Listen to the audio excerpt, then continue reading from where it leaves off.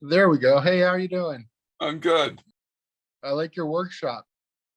Well, I'm people tend to like it. I don't know. It's total chaos. It represents the inside of my mind. Chaos is a good thing. Yeah, I think. Productive chaos. Yeah, exactly. Exactly. That's Uh, awesome. Let me see if I can change the lighting a little bit here. I've got, it's funny, I've got these big screens in front of me, and when they're white, they really wash me out. Maybe look like I'm never seen the sun. So how's your week been? Busy. I've got too many things spun up. The COVID thing was a bad influence on me. All of a sudden, I could just reach out and do shit. And I think I've got 5 full-time jobs and sitting on 2 or 3 boards. It's just, I should be Uh, tired. I'm an old fart. well, staying busy is a good thing, I feel. Too busy is better than not busy at all. It really is. Especially for a mind like yours. We've talked before and busy's good. Busy's good. But yeah, you received those games we sent over. Right, The right here. Yeah. I hope you enjoy seeing some of those. I try to pick out some ones that were very specific to you, and I just figured we'd chat for a few minutes about those titles because they're very specific to Atari games that you worked on. I figured hopefully, we could just chat about some of the memories. We're starting a video game kind of hub website, and we're doing the signature series for people that are very influential. They're on the covers of games, and we thought who better to reach out to than you. Being you're kind of influential in the video game sector, Maybe. just a little, you know. But yeah, but yeah, the first title, Secret Quest. I mean that has your face on the cover. It has a picture of you on there. Well, that actually came after I sold Atari. Yeah. And Rakasar reached out to me and said, "Hey, would you do a game for us?" And so I did. And, it was you know, a fun little exercise, and they put my name. Yeah, no, definitely. I mean, It were was an you? okay game. It wasn't a knock it out of the park kind of thing. I liked it just because it's the one game that had your face on it, on every card, and I was like, oh, we got to pick this one. We have to. I mean, yeah, I realized it came in at you. You created that afterwards, and I thought that was interesting, just because I wasn't sure if you were happy to do it, or what was your thoughts on that? Like, what were you just like, oh, you know what, I'll just do it, or what was your thoughts on creating that game? Um, it was really at a time when I had an interesting group of people on my staff. One of them was an ex-Atari 2600 programmer, and I thought, yeah, I'll let him do it. And the the cash was right, and done and done. Oh, awesome. I was gonna ask is I picked Breakout was another title that we, picked for you. And obviously I felt like that is such a huge title, and your list as one of the developers on it. Was I know Pong was probably the most, big explosion, but Breakout, would you consider that your top three of like big games that you kind of worked on? Yeah, and there's an interesting backstory there. Mhm. Uh, it turns out that Breakout was the game that launched the video game in Japan. And the reason was, in America, it's very normal for kids to invite other kids to their home to play games. In Japan, it's not, because the homes are small, and it's just the kids don't do that. And so it was important that a good one-player game launch in Japan. And also in those kind of things, there were a huge number of what we call non-tariff barriers. And so whereas our wholesale price at the time for Pong was like $48. And so it hit a retail of 79, 69. In Japan, if you wanted to buy a Pong game, you had to pay over $250 Wow. because there was an importer that took 20%, then there was a jobber that took 20%, and then there was And that's not even thinking about inflation, right? I mean, that's well, really expensive. it was what they call non-tariff barriers. They say, oh, we don't have much of a tariff. We've got a 10% tariff. But the actual pathway from taking an American product and getting it into the hand of the consumer was a nightmare. Oh, wow. Yeah, no, it's funny because I like looking at a game like that really, my father loved that game, and he's not a gamer at all. Like, he loved arcades. We always had an arcade around, and then I love the game. Like, I've played it since. It's a classic that I don't know will ever get old, right? It's just a game that's very, I forgot the term for it, but anyone could play it, but can keep playing it. I know the term something you like to say is easy to play, hard to master. Is that correct? Yeah. I mean, it's a classic. I mean, it will never not be fun to play. And one of the things that was very addictive to it, if you got the ball up and it was getting all those points all itself, that was you could just feel the serotonin pop into your brains. It was that. I mean, it's right when you mentioned, I got that feeling. It was in the back of my mind from how many years ago that you get it up there, like, yes, you got this relief. You're like, okay, I'm doing good, and it's definitely just something that it's just a game that I think will keep on being made for decades and decades to come. And I don't think there'll be a generation that doesn't have some form of clone of that game. Well, Arkanoid was a great adder to it. It had new tools and things like that. I liked Arkanoid, and you got to hand it to people who take some of your work and then do it better. What was that, 1986, I think it was. And yeah, no, I always like the story from Breakout about what you said about hiring Steve. You got Wozniak, for free.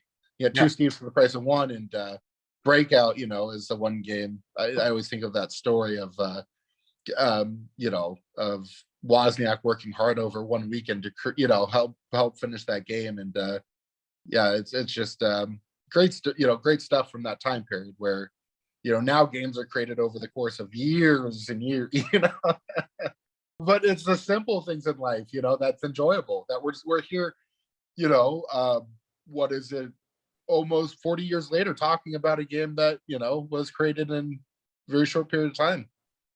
Almost 50 years. Yeah. Coming upon the 50-year anniversary. Yeah. So no, that's exciting. I mean, when that came out, that cartridge, I mean, were you just ecstatic, or was it just another one in the line of games? In those days, it was kind of another one in the line, because we had already pretty much established that winners in the coin-op world did well as cartridges, and so we were just in the process of taking every one of our coin-op games and cartridgeizing. Or those carts right there. I mean, has it been a while since you've held one of those? I mean, it has. In fact, I noticed you've got a couple of the original release that are slightly different. Yeah, I threw those in for fun because I was like, oh, that would be kind of fun to, it looks a little different. Well, I think in the auction market, those cartridges are worth more. This is the original, and I think there were maybe 10,000 of these done. Probably almost 500,000 of these done. Yeah. So well, it's funny because I didn't know that. Both of them right now, I don't know if there was a huge difference in price. I had to go find a bunch of those that were my hardest thing is finding clean labels, like to find them almost 50 years old and then look clean. It's just not always easy. And I was glad that we're able to find the right quantity and get that over to you, because it's going to be cool to. I thought this series is fun because we're going to put those in encapsulation, tamper proof, and have your name at the bottom, number them, and we won't bug you about that title again. Well, it's just fun. I think it's just like a fun series that highlights the great people involved with games throughout the years. It's something that I really appreciate you taking part in it. My pleasure. So is the lighting okay? I was going to do the autographing here. Yeah, you could just do, you could just do a handful of, you don't have to do all of them like a thing. It was just kind of a casual hangout, you know what I mean? Like, it's more just for fun. That's like this video and stuff. We'll put it on the site, we'll edit it down and such. And basically it's just fun to see you sign a few, then people like, oh yeah, even you just talking about them a little bit was just like, it gives people a little bit connection to you. And those, and that's the fun of it. Honestly, it's all for fun. At the end of the day, life is short.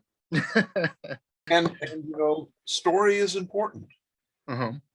Really, really important. And I find when I give speeches, the audience just loves the stories. If they're not too long, you got to kind of encapsulate, come in and get out. And I'm keynoting a convention of esports in Malta this week. I'm going to Malta. Never been to Malta before. Out in the middle of the Mediterranean. Malta was the center of piracy in the in the 900. There's an interesting book called Masters of the Sea, which talks about the piracy and the Phoenicians and how, the Mediterranean was just a raucous piracy mayhem. Boy, really bad. A bad place to be at the time. If no, that's awesome. And I gotta mention is the game called Canyon Bomber. That was the third game I had to. I sent you, that was one, you're a developer. So what's your thoughts on Canyon Bomber? I mean, again, these are all early Atari games, and it's kind of really the very beginning of home console video games. Right. What's your thoughts on Canyon Bomber? And any good stories from that? Yeah, Canyon Bomber went through about 7 iterations. Oh, wow. And the concept of how do you make that so it's not boring and yet at the same time challenging. And so putting the score buttons, or the score targets with the highest score up close to the canyon, so you had to get them just right, was actually a thing that made the game fun. And it wasn't the original design. The original design had all the score points the same, all the targets, leading out the canyon. And so I think a lot of times people don't realize how much tweaking went into the early games. And being in the coin-op business was a real benefit, because it was before computers could really the personal computer hadn't been invented by the time we were doing it. And so analytics, you can't believe it. If we wanted to really keep track of something, we have a pen recorder on a piece of tape, a roll of tape. That was the technology of how you checked something. And so that when a coin went in, the pen would go this way, and so we could figure out when the game was being played, how often, what was this per, and that was the only feedback we had, unless we wanted to do the gross thing, is how much does the thing earn a day? Mhm. And we do some modifications to make it earn more. And so it was, we tried very hard to make it a science when the science was really hard to get data. Mhm. Yeah, that seems like quite a process to tinker with, to try to just get it there, and try, probably like a hope and see kind of thing, right? you know. No, that's awesome. I'm glad that Cannon Bomber, again, like there's a few games that specifically had you as developer on, and that's where I try to focus on, because I think obviously you worked on a lot of games, but these were ones more it seemed like you had more of a hand on, especially Breakout and such. And yeah, Well, no, it's the original, the original design on them, like I did Space Race and Breakout and Canyon Bomb. One of the things that was interesting about um, Breakout is I couldn't get any of the engineers interested in it. That's why I put it on Steve Jobs. give it to the smelly guy. Yeah. But it was the thing where we had sort of let engineers work on games that they were passionate about, and then we would give them bonuses based on if the game was good. And so if they would pass judgment on an idea and say, no, I don't think that's going to be good, I'm not going to make a lot of money on it. So Yeah, I think that was a smart approach, because I mean, if someone has passion and believes in it, they're going to probably do a better job typically, in what they do. Yeah, and we in our planning sessions, I wouldn't let anybody come with a piece of paper, because I wanted everyone to leave with the belief that their ideas were being worked on. I wanted everybody to own the ideas. Oh, that's good. No, that's good. That's no, it's funny, in the background I was going to show you before I forget, but I had Warren Chang, who worked did some covers for you, do a little painting for me with like a little tribute to the Sword Quest games over for Atari. So it's kind of fun. What's up? Gorgeous. You Yeah, should do an NFT. Yeah, he did all the Sword Quests for you, and I had him kind of mix it all up, and just got that back. So it was nice to get that back, and it was my one Atari piece, because obviously most Atari art's destroyed, Right. But yeah, no, Could you I'm glad. could you take a picture of it and send it to me? Yeah, I'll do that right after. And what we're doing this series of Atari OG NFTs, Mhm. and if we do an NFT of that, we'll split profits with you. Yeah, no, you know what? You could donate my profits to charity. I'm just happy someone will be able to grab an NFT of it. Okay. We'll figure something out. Well, I'll get the picture to you. I'm not worried about anything on my end. I was just fortunate to work with Warren to get that created, and but yeah, no, yeah, I've been very lucky to kind of come across some of the OG Atari people, and I found there's some Atari NFTs.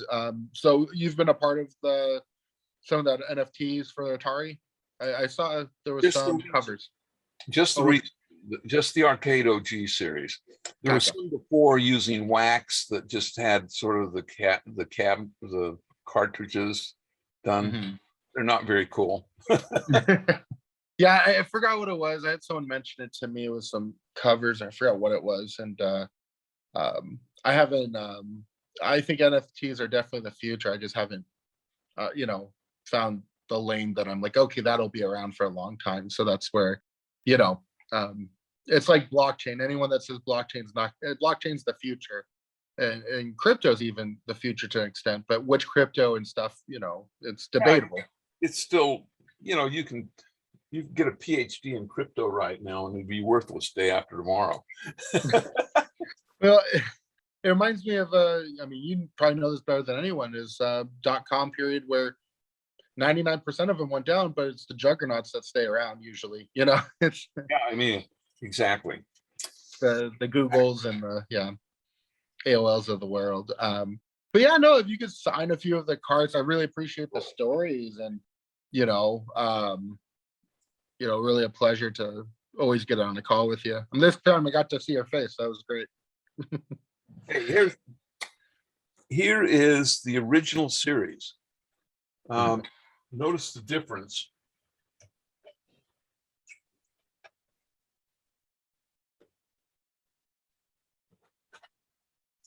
Notice the difference in the graphics between these two cartridges.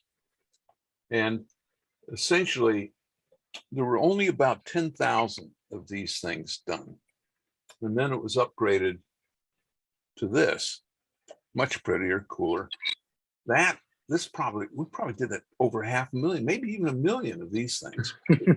Very successful cartridge. But I just wanted people to notice this because it represents an evolution. This is first, this was second. And so that's cool. People are gonna love that, because people love knowledge. They thirst for it. So yeah, that's awesome. Yeah, well, I mean, I'm this in black. Oh yeah, pick out whatever colors you like the most for them, and Here we go. the Nolan.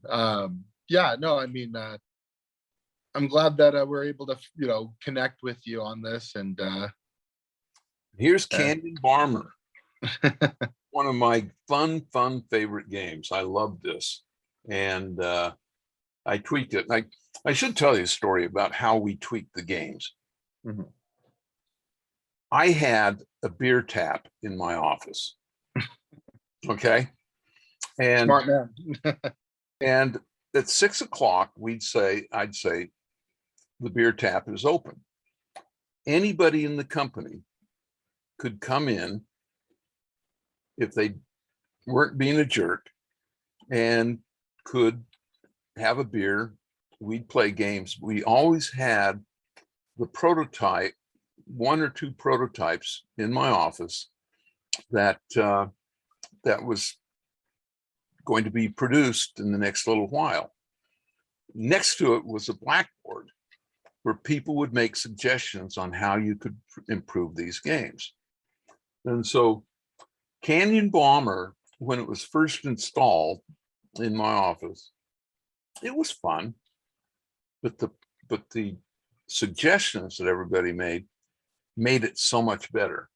But I just thought I'd tell you a little bit about the Atari, the process. Oh, that's awesome. I mean, I like your style. When people thought they're getting a break, you're putting them to work. Well, no,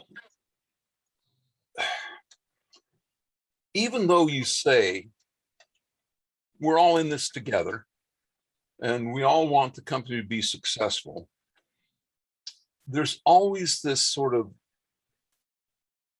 barrier between the executives of a company and the workers. And the more you can make that barrier disappear, the better your work environment is. And by letting anybody who wanted to come in and have a beer after 6 o'clock, I think that it was really good psychology for the company, because I really believe that people working on the line many times have much better ideas than the executives. They're not in, breaking their butt, In fact, I can illustrate that. One year in the VCS factory, we couldn't get enough employees for the swing shift. There are just not enough people available. And, if you don't ship it by December, December 5th, never December 10th, you miss the Christmas season. Yeah, that's everything. So I said, during the month of November, I said, everybody is going to work the factory. You don't have to do your day job. That was the accountants, the salespeople, the engineers. everybody had to come in and work in the factory. And I tried to make it a little bit of a party atmosphere, but we had to get some stuff out. And it was so funny because everybody thought that the factory line looked easy.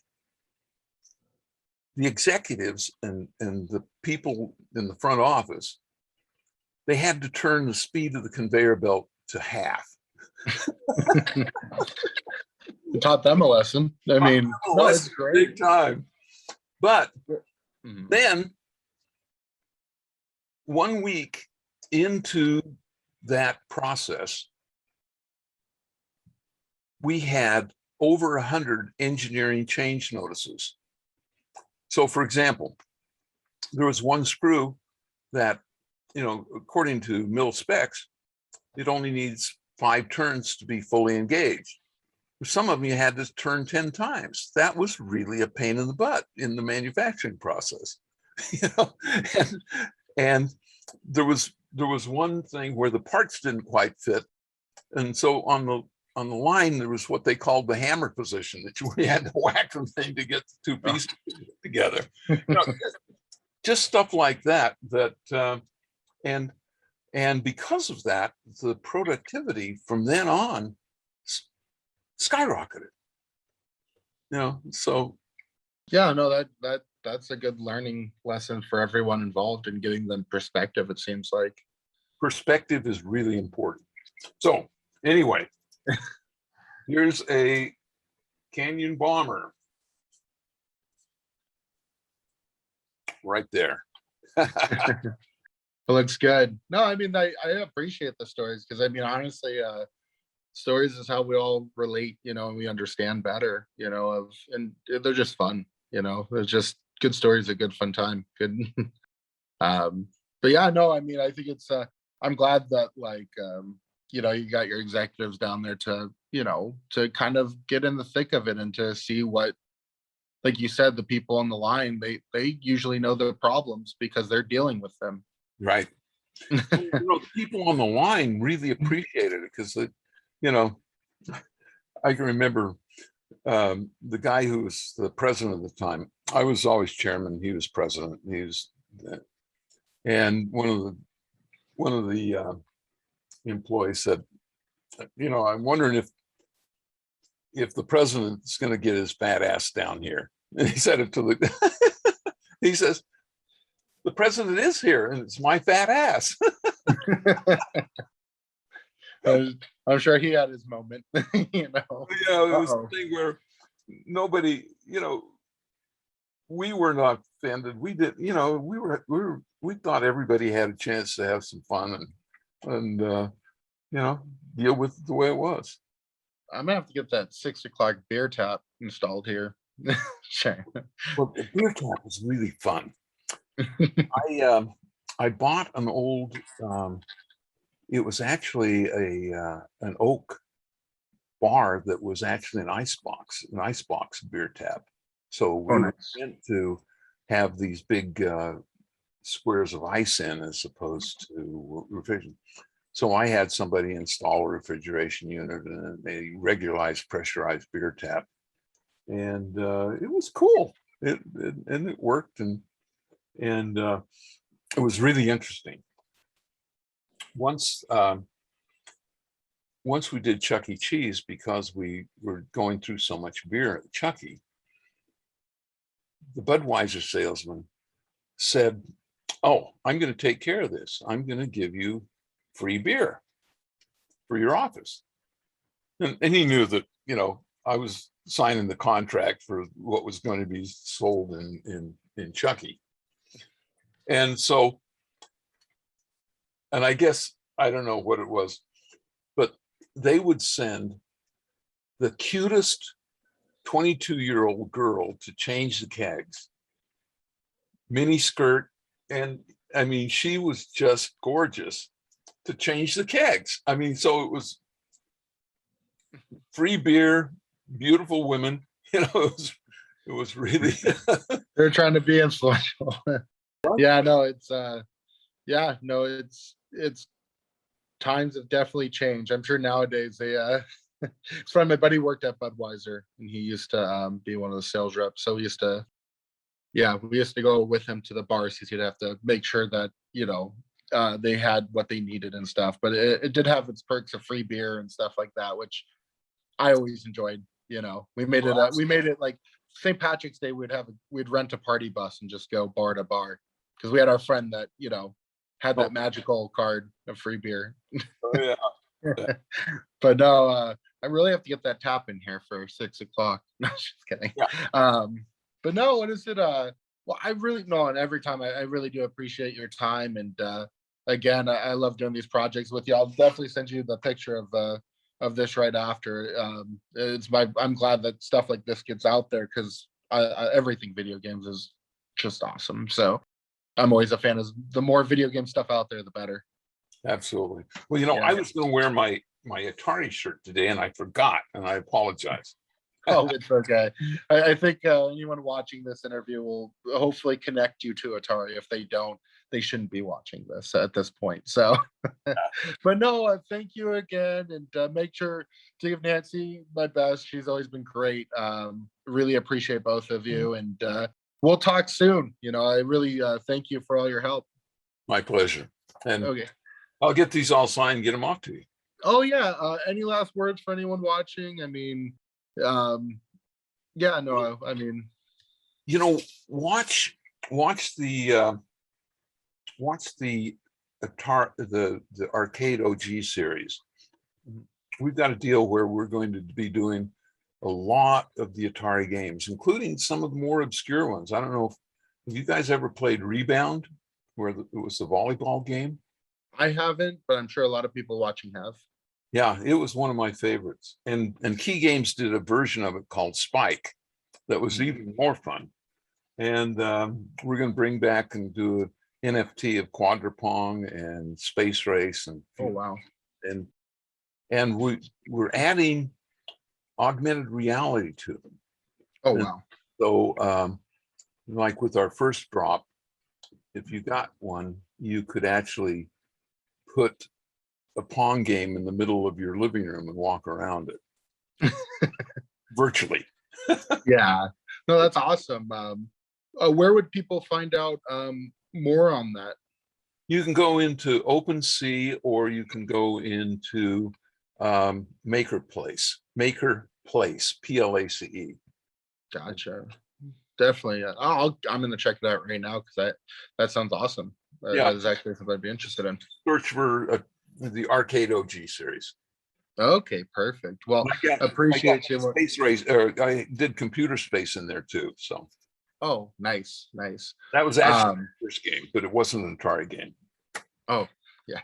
Well, no, I appreciate you once again, and always a pleasure. And yeah, thanks again. I'll end the interview right here. I was going to mention, like with this, what we do is. I just dropped that. That was my bad. Like with this, I'll send you a picture, but it's cool. It has all the different sword quests. Oh yeah, that's good. And he literally just got this back to me less than a month ago. So yeah, I'll send you a picture. And what I was gonna mention, if you ever have like stuff, how do I best say? We have a large format printer. I just spent it was just as much money in ink as the printer, but it was like $7,000. But we do prints of stuff that we have like artists sign and stuff, because it's just like I said during the interview part, is like, hey, the more video game stuff out there that people can attach themselves to, the better. So if you ever think of any of your projects that if you want to make any prints, I'm more than happy to make them and put in the cost and stuff, and split the profits or whatever, because what I love doing is like limited run stuff, and like NFTs, you obviously understand how much people love one of one. Like these cards, like once you sign these, we won't ask you to sign the same card ever again, because it's fun to, you know what I mean? It creates that special, hey, they have something special. And with prints, we do that with artists. Like we have this wasn't made for that, which now gives me an idea for it, but we do prints that like 25, 50, and it just is kind of fun to make them. People can have them in their house, and they're really high quality. They're not, let me grab them real quick. How big is your biggest available? I think 24 inches, 18 or 24. Okay, cool. It's a big, one of those. Yeah. Apologize for the delay. So I had a friend that worked on Mortal Kombat, and he had a recent one that he did where we did this print, That's and cool. we had him. It's for a game called it's a new game called a robot named Fight. He originally did the logo for Mortal Kombat. Uh-huh. So he's a friend, and we did this what we printed there. But if you look at the detail, it's just yeah. So if you ever, because you're going down the same path anyways, if you ever want to get prints made as well, and we could do one limited run of it, more to maybe supplement your cost. You know what I mean? Cool. Where are you physically located? Santa Clarita, California. Oh, okay. Not far away. Up the road. Yeah, we're right across from Magic Mountain. We have an office on the third. I'm working from home right now. My wife just had a kid 7 weeks ago, so I'm still. Congratulations. Thank you. Kids. Yeah, I have 4, so I'm catching up. I'm just kidding. Do you know what? We may be able to work together on another thing I'm working on. Do you know Canyon Creek? It's basically just up the. It's just up the. It's across from Magic Mountain. About an hour up the street. It's a summer camp. Yeah. Let me. I live right there. I mean, I live in Santa Clarita, so our office is literally Magic Mountains across the street, so we're right there. Well, we're doing a thing. We're working on a thing to do a big interactive art installation in the forest there. Oh wow, that's awesome. I've never been over there, but it's right down our road. Can't get any closer, right? I mean, it can't be any closer in the whole world. Of all the places we're doing an interview in the world, it can't be much closer than that. Well, it's a thing where we're hoping to get it, and if we get the thing all arranged, it's going to be everybody. We're going to need some help, and so I thought maybe I could suck you into it. Yeah, no, I'm more than happy to. Honestly, I'm happy to help. Any which way you let me know how, and I'd be happy to do our part. I mean, again, I don't know exactly what I'm entails or what I'm signing up for, but I give you my word, I'll do my best.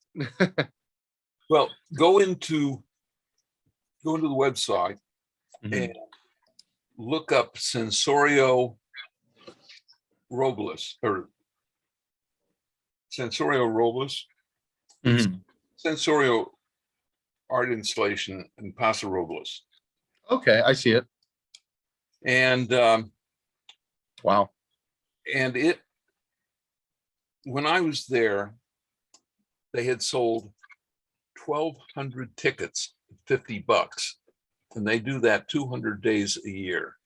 Wow. So it's a $6 to $8 million business. Not shabby. Not shabby. It looks beautiful. It looks beautiful. I mean, it's beautiful. I hadn't heard of it. Yeah. No, I can do better than that standing on my head. And there's no interactivity. There was no sound. And, I just feel like people want a little bit of interactivity. They want some sound as well as interesting lights. And whereas the scale of that was impressive, it was rinse and repeat, pretty much the same, colored lights. Yeah.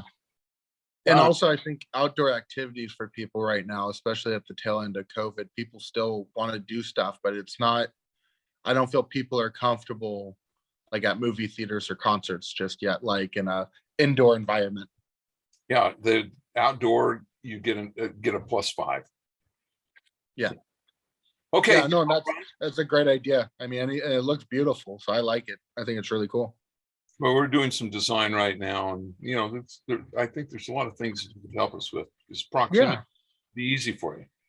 Yeah, no, I'd be happy to. And our office is pretty much the closest office building to that location. We're really right across from Magic Mountain. That's pretty much the last part of not civilization, but you know what I mean, last part of a city before you go there. So yeah, and anything you need, feel free to reach out and be happy to help. And even if you guys just need some storage sometimes or whatever, we're just down the street, so I'd be happy to help.